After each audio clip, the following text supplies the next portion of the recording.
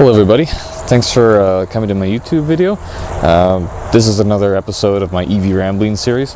I've been in Quebec City for the past 2 days, and I was invited by General Motors Canada to come test drive the new Chevy Volt. They found my YouTube videos and they also found my blog, and I've had the chance to drive this car over 2 days, and you know, I have to admit it's a massive improvement over the first car.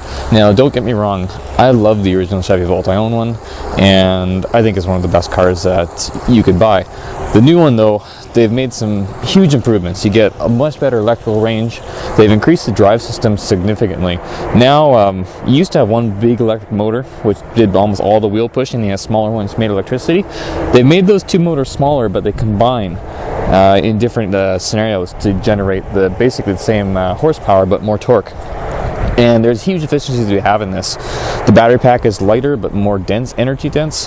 The car is a little bit longer. It's the same width as what was there previously.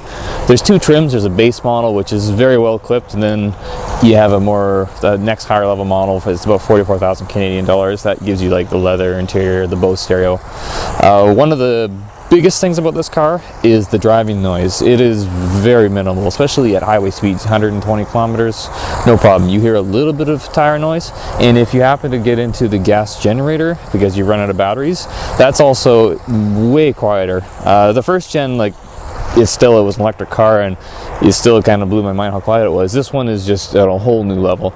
It's probably one of the quietest cars I've ever been in, with the exception of the Tesla P85.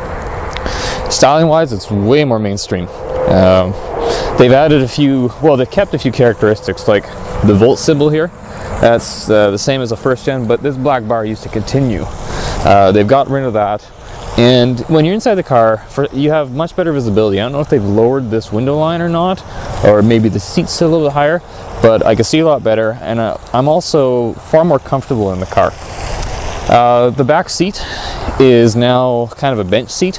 It does seat 3, but the middle seat it's very small.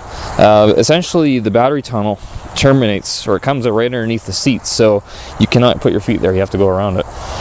Okay. Besides that, there's the back end. It no longer has a single reverse light. It's built into the tail lights. There are LED lights on the back and the front. So yeah, I would highly suggest it. It's a huge upgrade. If you don't have a Volt right now, you should go test drive it. It is really the ultimate car as driving excitement. If you have a Volt right now, it'd be a tough decision. Right now, you're just out of your battery range. This would be a good upgrade as well. If you're happy with what your Volt does, then you probably could skip this generation. But check out my blog, and I'll talk to you soon.